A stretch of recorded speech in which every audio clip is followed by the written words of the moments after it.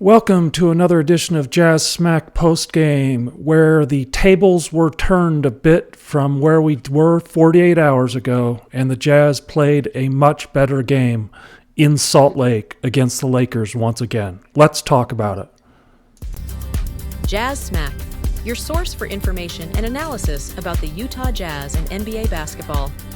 Jazz Smack is a community for passionate Utah Jazz NBA fans. So just 48 hours after the debacle in Los Angeles, the Jazz and Lakers were back at it, but this time in Salt Lake. And Jazz played much better game. Completely different. The roles were completely reversed. The Lakers played very poorly. The Jazz played much better. And that's kind of what was to be expected, considering that the Jazz played pretty much with a full roster other than Colin. And the Lakers were on the road, which we would expect them to still struggle, considering they're trying to mesh and gel, and also considering the Lakers can't defend anybody.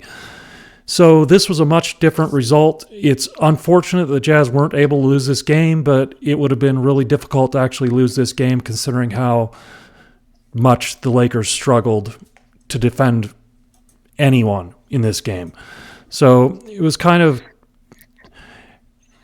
to be expected, but the Jazz, from the get-go, I mean, Walker came out and he bullied balled Rui in the paint, like on one of the first possessions, and it just went forward from there. I mean, that's exactly what Walker needs to do.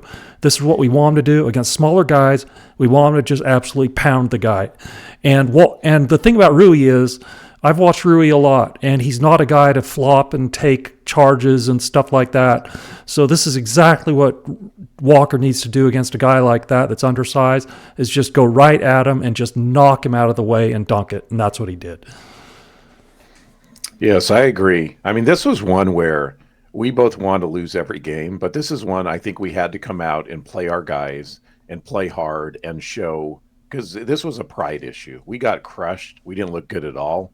And so you had to come out. And I was really proud that they did that. I mean, there's things we're going to nitpick and we're going to get into, like people's minutes, et cetera.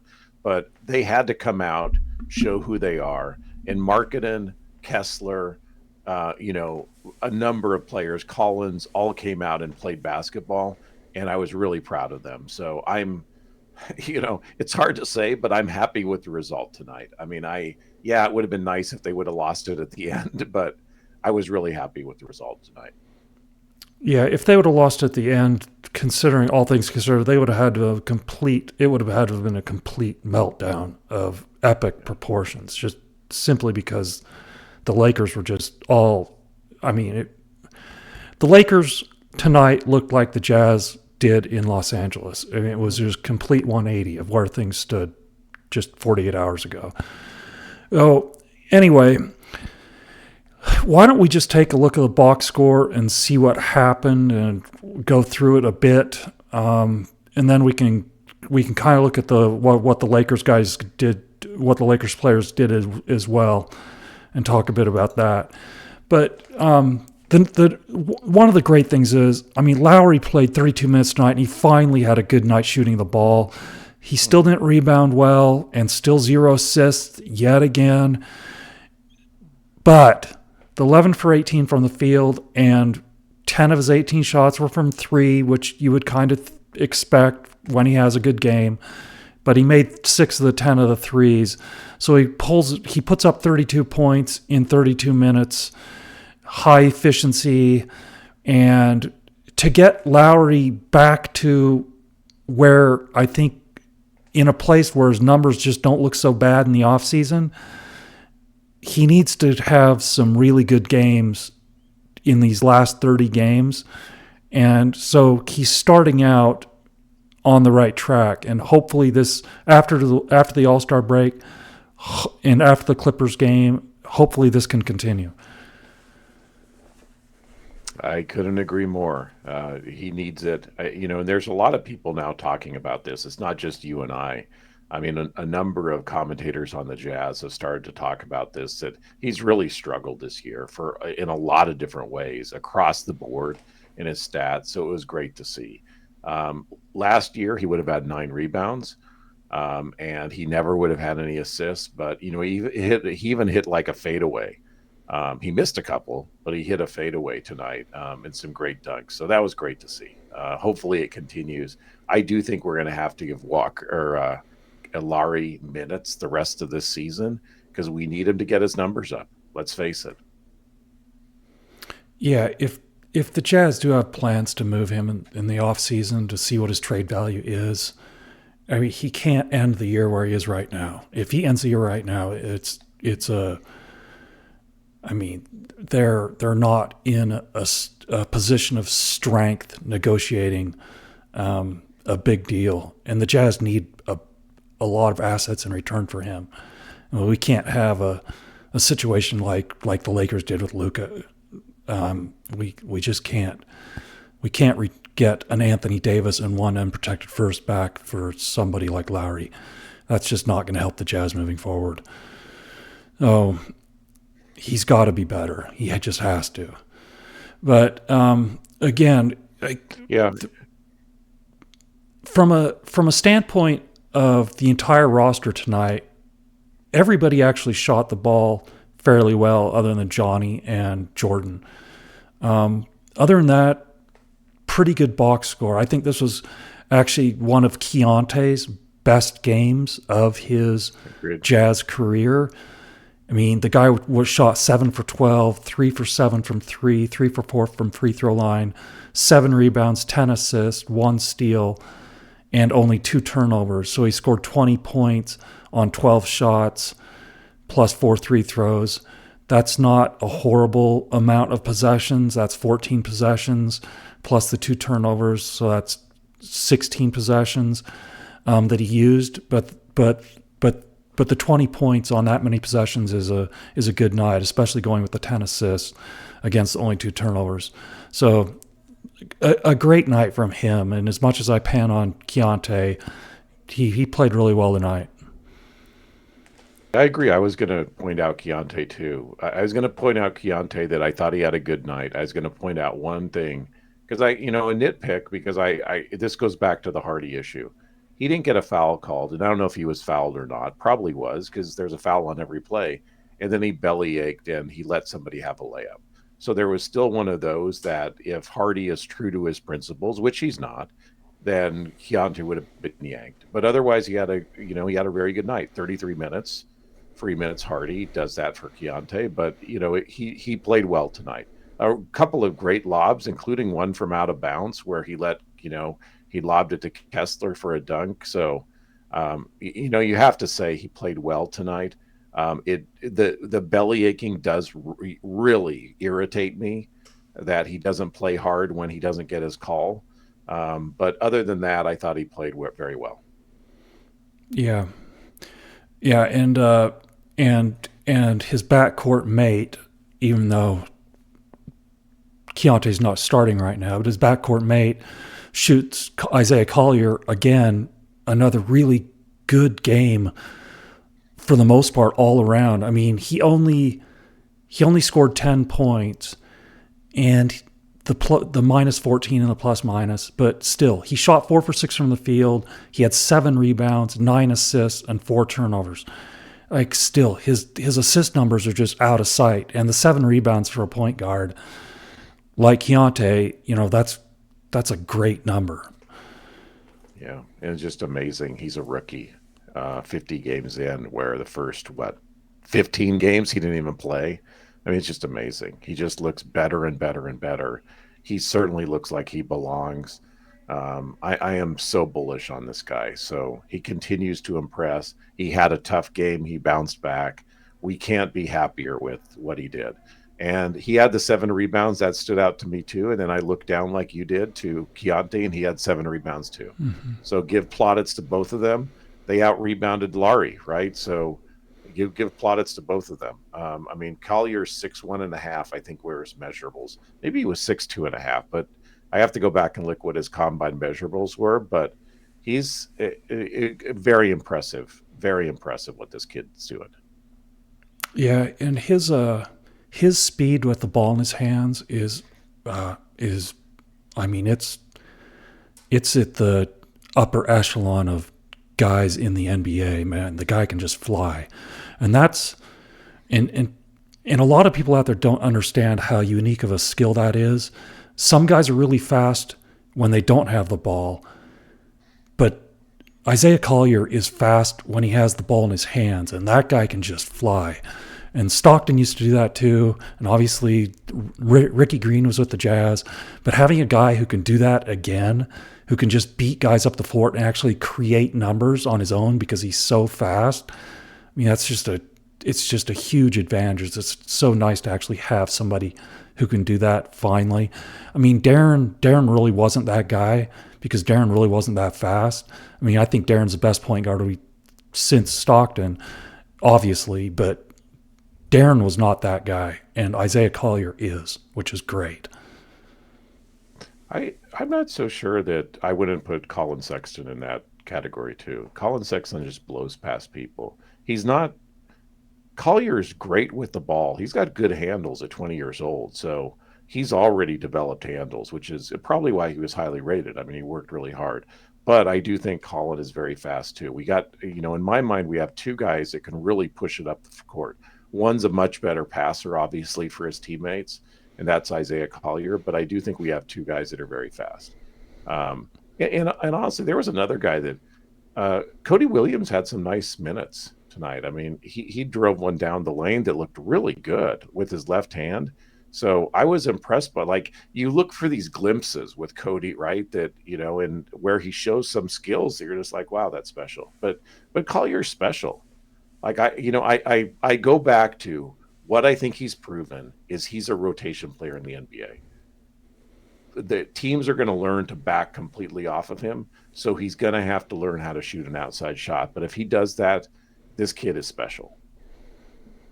Yeah. Like we've previously said, the Jazz have 2 of the 5 starting position if they want to hold on to both those guys moving forward. So Isaiah and Walker are definitely 2 guys that can. I mean, just to say that Collier is a starting point guard that can win you a title right now, I mean, it's too early to say that. But by all indications, he's one of the 2 guys that can be a starter, that can be a starter on a high level team based on what he showed so far. Obviously, the shooting, like we say every single episode, has to improve. But everything else is there. Mentality, toughness, it's all there. Yeah, but what does that show you right now, today? Like, is he proven to be a starting level player in the NBA? And I would argue not. Now, do I think he will be? Yes, I do. But I still think right now, today, he's a rotation player because he can't shoot. And I don't want to. And why I keep saying that is I don't want to do what they did with Keontae, right? Okay, he's now he's the number 1 option. He's the last guy introduced, out of the huddle at the beginning of the game. That's supposed to be for the star, and Collier still got to earn it, right? I in my mind, he's got to earn it, and so I don't want to appoint him too fast. To me, Walker's a starter in the NBA, and not only a starter, he's a good starter in the NBA. I think Collier's going to get there and may even get better, than Walker. We don't know. But the shooting is an issue. Yeah, it has to improve. I mean, if he's going to maximize his talent, that needs to be his primary focus in another 30 games. Once he leaves the summer, that's all. That has to be the number one. We'll see if he works. I think he will, but how much can he improve? We'll see. Yeah, we don't know. We don't know what type of worker he is, but you wouldn't figure he's this developed at 20 years old unless he works really hard. But let's see. I mean, that's the one thing that people say about Keontae, and we don't know if it's true or not, but I assume it's true. He works really hard and on film, and give him credit for that. Now, it's not translating into any improvement, but, I'd give that. So hopefully Collier does that too. Hopefully he really digs in this summer, hangs around, gets one of these coaches like Sexton does and Bridges did, and it just really works on weaknesses in a game, and he does that every summer. Yeah, agreed. Well, the other guy that really stood out tonight was Walker. Walker was just fantastic again. I mean, he really set the tone in the first half with the 6 blocks. I mean, he was just all over the place in the first half. I think he had 5 blocks in the first half. I mean, he was just everywhere.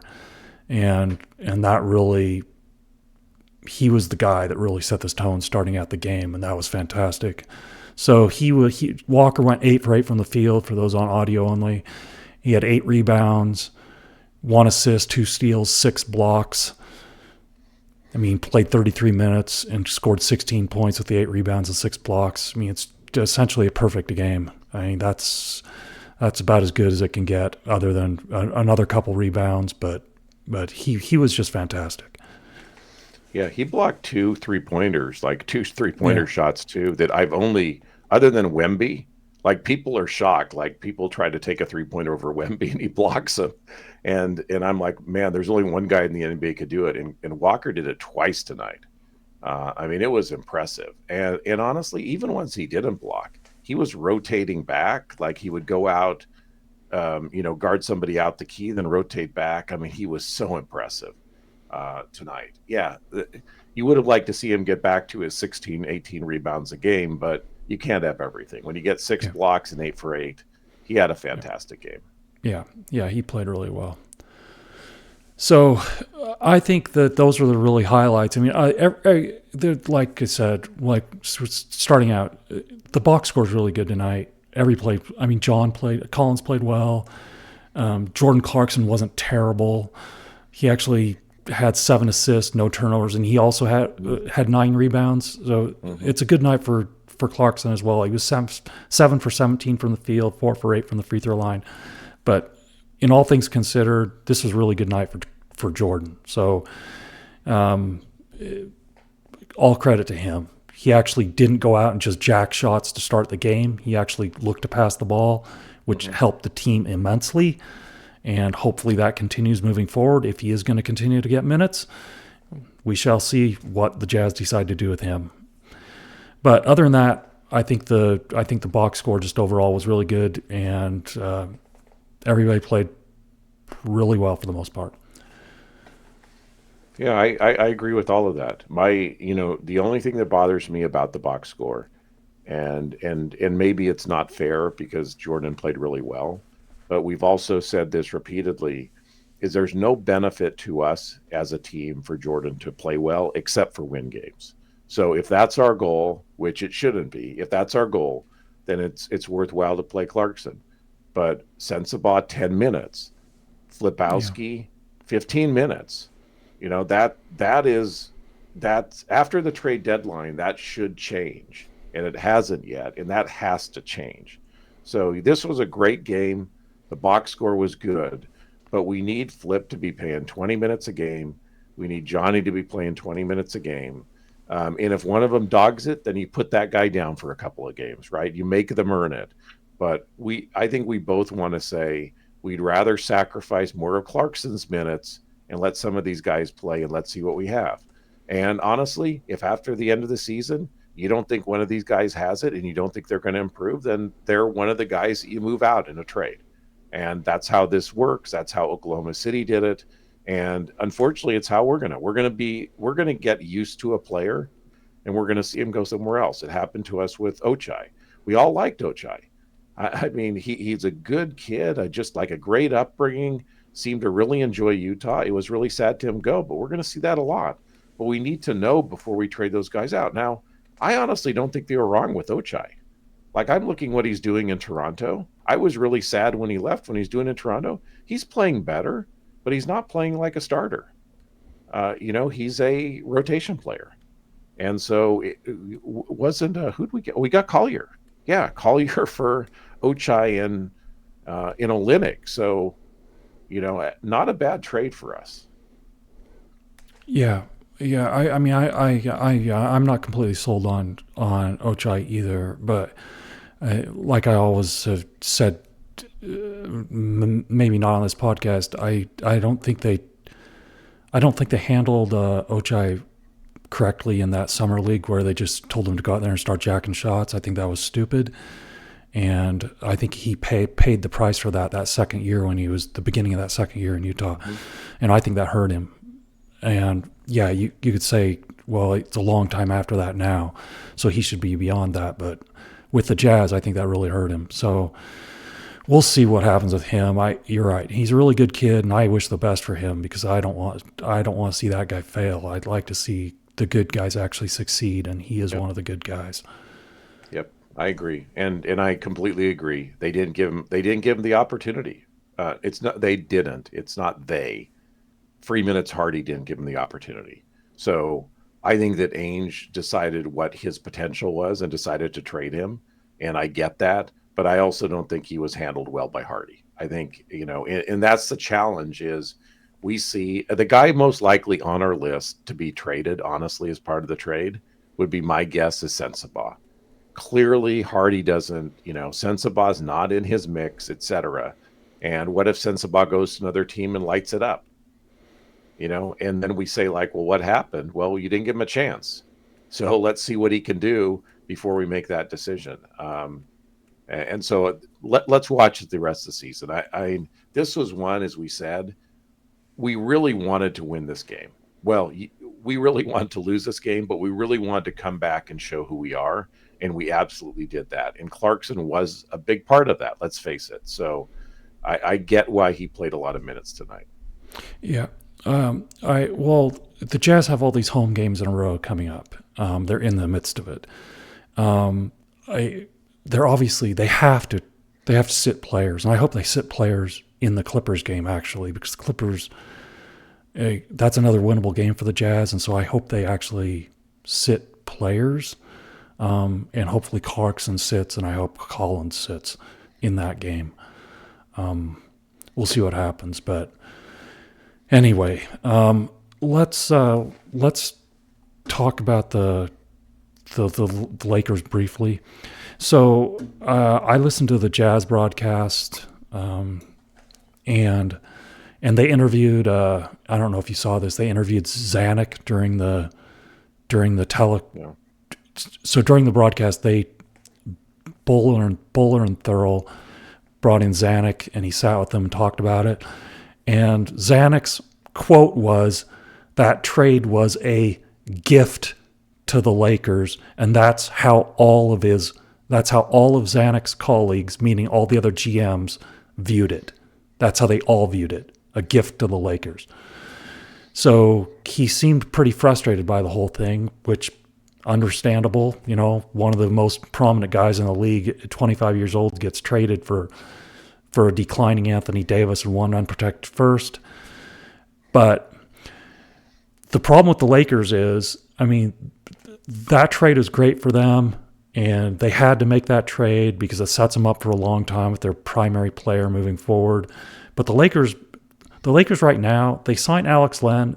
Their defense is atrocious, and Alex Len is not the answer to that. I would assume that they're going to rotate through several of these Alex Len type players to try and find one that actually can make some sort of a difference on the defensive end. And Alex Len's been around. That guy's been around to so many different teams now, and he's never been a big minute guy with anybody. He's been a kind of a fringe player wherever he's gone for the most part. And I view that the same way with the Lakers, and I think they're going to just rotate through a bunch of these guys looking for some sort of an answer prior to the playoff rosters needing to be finalized.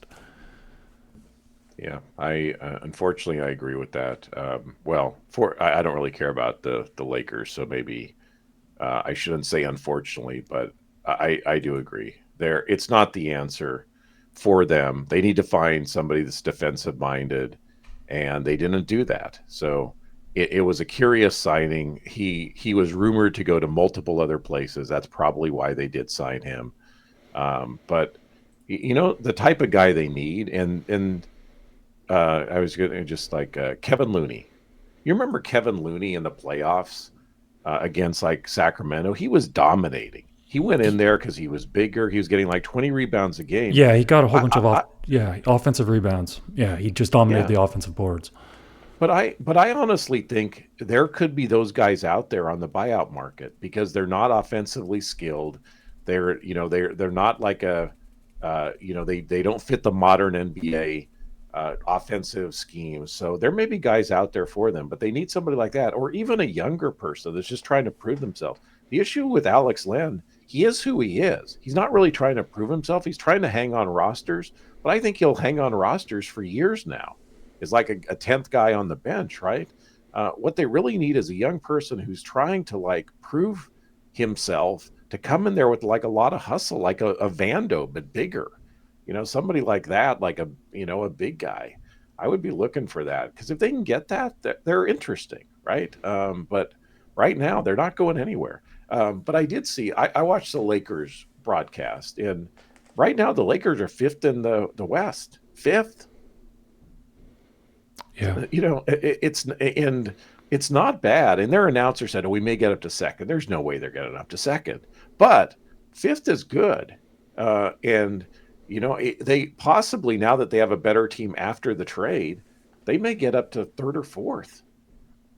So and that's hard in the West. Actually, let me look at if I could quickly look at what the standings are. Maybe after tonight they've dropped down. Who knows? Because it's so close. Yeah, they're still fifth. The Rockets two up on them. So, and then the Clippers are three back of them. So the Clippers quite a ways back at the sixth seed. So, it'll see. But they're no challenge to come out of the West. Yeah, well, yeah. That's the problem they face is they can improve in the buyout market, but there's no way they're going to find somebody in the buyout market who's going to completely transform their defensive struggles. It's not going to happen. That has to be addressed in the off season at this point. Since the trade deadline is passed, it's not. I mean, they can get better, which I think they will do, than what they are today, and I think they'll do that through acquisition. But they're not going to find anybody at this point that's going to transform that team prior to the playoffs. That's not going to happen. Yeah, and I also think, part of it comes down to the coach and the mentality. And we've said that Hardy 2 years in a row, worst defense in the league. So there's something to that, right? What his emphasis is. Let's spread five and not worry. I'm not sure Redick is a defensive-minded guy, oriented guy either. He wasn't as a player. He was kind of had a little bit of the Grayson Allen in him. So he was a competitive guy, but I never called him a defensive guy. No. I think you can change the mentality of a team with a defensive-minded coach, but Redick's not that guy. So that's the challenge, is they either need players or a coach or both, and they don't have that. We'll see. I mean, I'm not a Laker fan. I don't want the Lakers to win. I don't really care what happens to them. Yeah, let's face it, we wouldn't even be talking about them if they wouldn't have made that trade for Luka. I guarantee I wouldn't be talking about them. But I find it interesting now that they traded for Luka. And so once the newness of that wears off, it'll be no more talking about the Lakers anymore.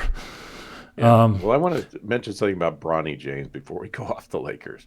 So I watched him in the G League. He had like 30 points, and just the highlights. I didn't watch the whole game. I saw it on YouTube, so I clicked on it to watch. His three-point shot is incredibly slow. Incredibly. Like, it's slower than my three-point shot. Like, I wind up. And the part that I'm just like dumbfounded by with him, your dad is LeBron James. He's teaching you since you're you can't even walk. He's teaching you to play basketball. You probably have a full court at your house. You have coaches throughout. He went to all the summer camps that none of us could afford to go to. And he still has this incredibly slow shot. The other thing is, when LeBron came in the league, LeBron was a tank. Like, he was already just like jacked. And his kid's not. So, Like, this kid's had every opportunity. Yeah, he doesn't have LeBron's 6'8" height, and it's not fair to compare him to one of the greatest players that's ever played. But I'm just really shocked on some of the skill issues. Like, wouldn't you think that his shot would be smooth and fast with all of the coaching he has? But go back and go watch him. I mean, it's really, it's head scratching. Yeah, he has every advantage in the world, obviously, and you would think that LeBron would be able to convey to him what can work in the NBA and what doesn't work. But then again, as we've all both said, LeBron is one of the worst judges of talent because he's screwed over a whole bunch of teams by mandating that they get this player and that player, and then he leaves, and the team's just an absolute mess because of all the things that he demanded when he was on the roster. So from that standpoint, he hasn't done a whole. I mean, if he ever becomes a GM of an NBA team, his team's going to be the worst team in the league because that guy is just horrific at. And maybe he's just getting guys that he likes on his team. Who knows? But you're right. He should be able to convey to Bronny what can work and what can't work, and have him work on those skills. And obviously, to this point, that hasn't been the case. He wasn't good at USC, and he's not good in his first year in the NBA. We'll see where he goes from here. But yeah, I mean, I'd like to see him succeed because I'm not rooting against him. I'm just shocked at his development because we watched Del Curry. I mean, 1 year on the Jazz. Is there any like question of why his two boys are unbelievable shooters?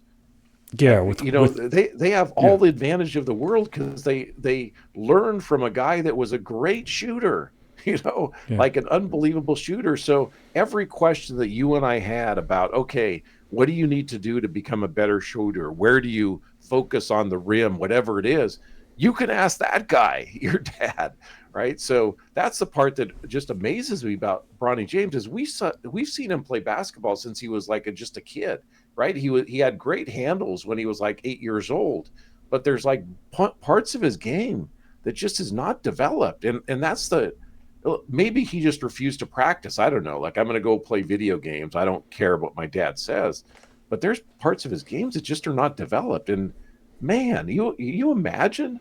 Do you imagine what it would be to have LeBron James is your coach and your dad? I mean, what an advantage that would be. Yeah, he has all the advantages in the world, and obviously it hasn't worked in his favor to this point. Anyway, that's enough of the Lakers box score. But anything else you want to mention? No. In this episode? No. We're now behind Charlotte in the standings, unfortunately, with our 13 wins. But we still got 30 games left. We need to focus, as you said. We really need to be careful which players. We had a really tough schedule the last 30 days. We're over that now. We really have to focus on not winning basketball games. We need to get Lauri time. Let's play the young guys hardy because we need second or third worst record in the league. That's very important. So the worst we can do is a number 7 draft pick, which would be a disaster if we get it. But that's the worst we can do. So, but fun win tonight. At the end of the day, is fun win, and I'm really proud of our guys. Yep, absolutely. All of the above. All right. Well, we will call it a night on this great night of basketball in Salt Lake where the Jazz defeated the Lakers. And we will talk to everybody after the Jazz Clippers game.